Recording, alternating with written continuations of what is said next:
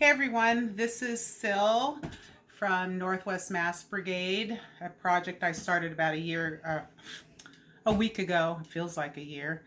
Anyway, a couple of things I want to hit on. I'm making this new video because we had to tweak a few things and make a few special announcements. So, just for your information, there's Jennifer Miller and myself that are basically running this. And right now we have over 1,700 requests for masks. And we have probably about a little over 1,400 kits out there that are being sewn for us at this point. And so we have places from a hospice in Hawaii all the way to North Carolina, but most of what we are providing for are requests for right here in the Northwest, around Pierce County, King County. So we're doing our best to do our part to help those on the front line. So let's get started. One urgent message before I show you how to put the mask together is I want to let all of you know that if you want to donate anything to Northwest Mask Brigade, the donation arrangements need to be made directly through me or Jennifer Miller, and sign up. Click the sign up button at the top of this page, and one of us will get back to you. Feel free to message us, and we will make those arrangements to either have you drop them off or pick them up. We want to avoid those out there that are acting like they are part of Northwest Mask Brigade and having people give them donations and then stating that they are part of Northwest Mask Brigade, and they're not. And so we're not getting those donations. So the only person that you should be making those arrangements with would be strictly through our page. Don't let somebody call you and say they're Sil or they're Jennifer. We will respond to you via email or direct message or a phone number that you leave when you click the sign up button at the top of our Facebook page. So I hope I made that clear. So let's get started. I want to show you what we're doing with the patterns because we've had a few little hiccups. So we are trying to pre-cut our pieces at 17 by 9. And the reason I did that is they're about an inch larger than most patterns because I'm allowing for a little bit of shrinkage. 100% cotton does shrink, and I don't have the time to wash all the fabric, and so the patterns are larger.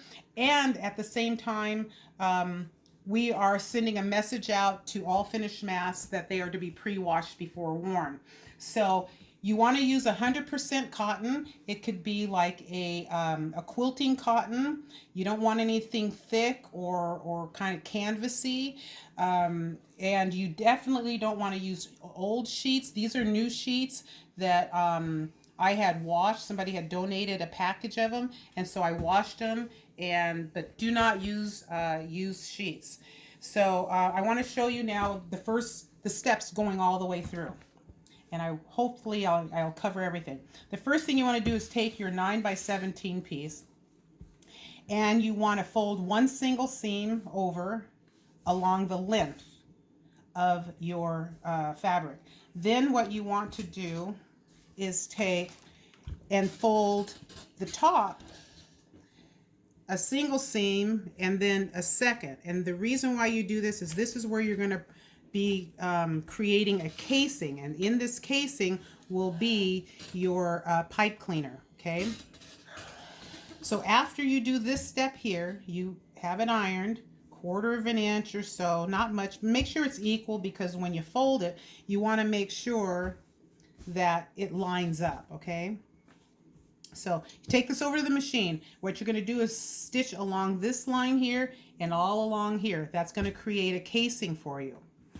And you can see that right here. Here's your casing right here, okay?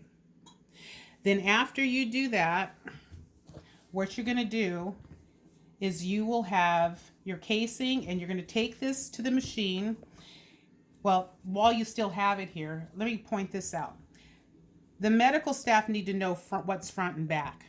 So I say when you finish ironing down your side seams, go ahead and iron a crease down at the bottom. Make sure that the back of your mask is lower than the front of your mask. Okay, you're going to have a front and a back. Now, while I'm talking about front and back, let me tell you this. Sorry. That's okay. She's not paid. She's just volunteer, so I can't get upset with her. Anyway, when you're at this stage, some fabrics that you're going to get from us have a pattern. Now, I say that because, like, look at these little farm animals. They're just looking at you, and that's the right side. But if you make your front this way, the animals are upside down. Now, this is made correctly in that the back is lower. However, your farm animals are upside down. So the side that's the front will have your pipe cleaner in it, and the back will be lower than the front. But you do not want your design upside down. Let's at least not have. I guess it could be a conversation piece, but let's try to be aware of that. This should have been the front, and it should have been brought up a bit more, and this should have been taller than the back. So I hope I explained that right, because this is the way it should be looking, okay? So just make sure that you distinguish front and back by having the back lower by probably 1/4 of an inch or so, or 1/8 of an inch, something, anything that's going to be able to distinguish the front and back. Once you're done with that, I want you to take it over to the sewing machine, and you're going to make a stitch 1/2 an inch from the top, figure a finger's width, okay? 1/2 an inch, so it's going to be from here to here, and you're going to stop, because this is where you're going to want to put your elastic later on. So you do that on both sides, and then you will have something like this, okay? You bring it back over to the sewing machine, and what you're going to do is make your pleats. Now, let me make a little point here. You're going to be making 2 pleats, and the 2 pleats are going to look 3 pleats. You don't want 2 pleats. Now here's what's happening. This is 2 pleats right here. 1, 2. This is not a pleat. This is part of your mask. So this is not, you need 1 more on here. This is 3. You don't count this bottom part. You count 1, 2, 3. Your finished mask from top to bottom should be about 3 inches. And that's it. 3 inches or a little bit shorter is perfect. The reason for that is there needs to be it's like having a dart. Like women's clothing, you have darts, you know, so that it kind of makes a casing. If there's a dart and it opens up, then it makes like a pocket. It makes like a bowl that fits over. If you leave it open and you have it wider than 3, then what's going to happen is that there's not going to be a pocket fitting around the mouth and the nose and what have you. So let me take this apart over here, and I'm going to show you what you're going to do. Here it is. You're looking at the front right here. You're going to go up probably about 1.5 inches on the first one at the bottom, and you're going to fold downward. That's going to be pleat number 1, and you're going to iron that down. Then you can go about the same, about 1.5 inches up. You can kind of figure it out, but that about 1.5 inches, 1.25 inches, that's going to be your next pleat. You're going to come down and go over that other one. Oops, hold on. About 1.5 inches. You're going to come down and go over that other one. You see how much is there? So that looks like it's about, let's see, 3/4 of an inch, okay? So you're going to fold that down and go over it again. That's pleat number 2. Pleat number 2. Then you're going to take this here. You shouldn't have any big pieces that show like this. So then you're going to come back down like this. You see that? And it overlaps just a little bit. And then you're going to iron that down. What we're having come in are pieces that are very, very wide. We're having pieces actually come in, they're wider than this. And, you know, they have little teeny tiny, let's see, I was going to show you an example. So anyway, it should look like this. What do we have? Just under 3 inches. Okay. what we're having come in are pleats that are really tiny. Now you can see here, there's about 3/4 of an inch right here, 3/4 of an inch right here. That's what it should be measuring. What we're having is people make pleats that are just teeny tiny like this. And I'm doing this only because if they come in like that, I can't send them out like that because they're not covering their faces the way they should. And so I end up having to do quality control and redo them or not use them or try to find somebody else that's going to fix them. So this is what's coming in, something that looks like this, okay? You've got 1, 2, 3 pleats, but you can see it's tiny. It's like 1/4 of an inch, 1/4 of an inch. You've got this huge gap here. You have another gap here, and you have this little tiny pleat here.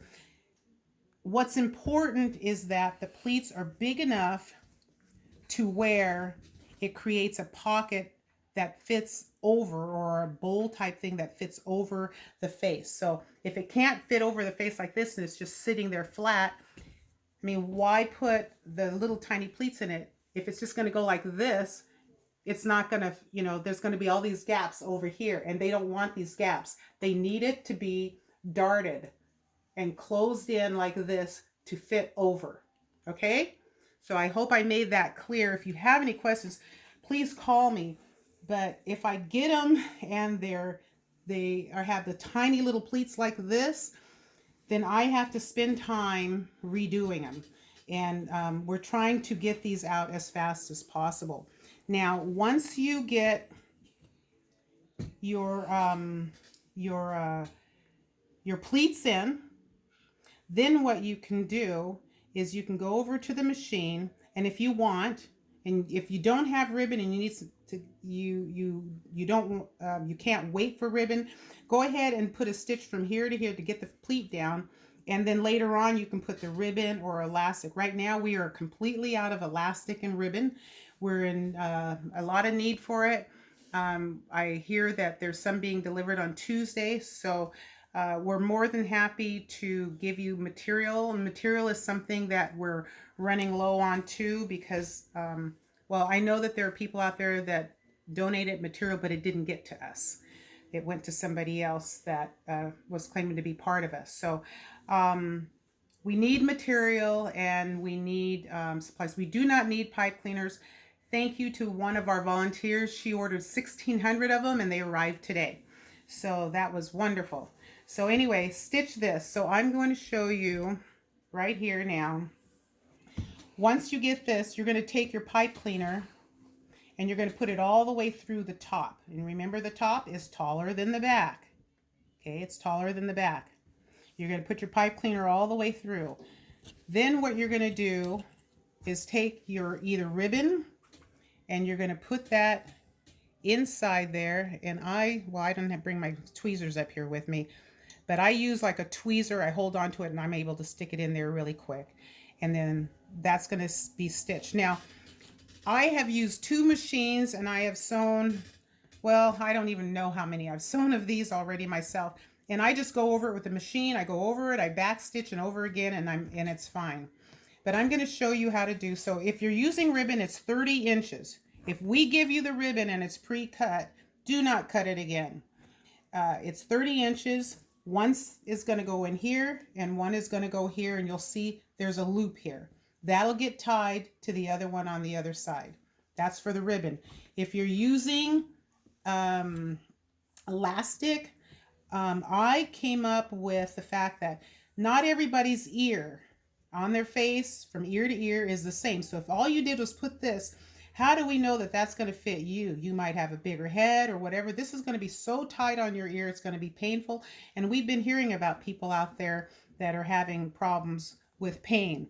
So what I do is I make an adjustable. You can see this. There's a bead. This is a stopper bead here, and this is a bead so they can adjust the width from their ear to ear. And this is what I'm going to show you. If you come to my house and I haven't had time to assemble these for you, I'm going to give you beads and I'm going to give you elastic. The elastic is a 1/4 inch thick elastic, and it's 10 inches long. And we have made this thing. Blanca, my friend, and a great help here. This is a pipe cleaner. She's kind of shaved it there, made a little loop, twisted it up here, and then made a little loop here. And what we do is we mount on 20 of these beads, and it becomes very efficient. You take this, slide it through, bring a bead down and pull, and the bead is on there. Now you can do that pretty easy with your hand, but you can't do it when you're trying to put two through.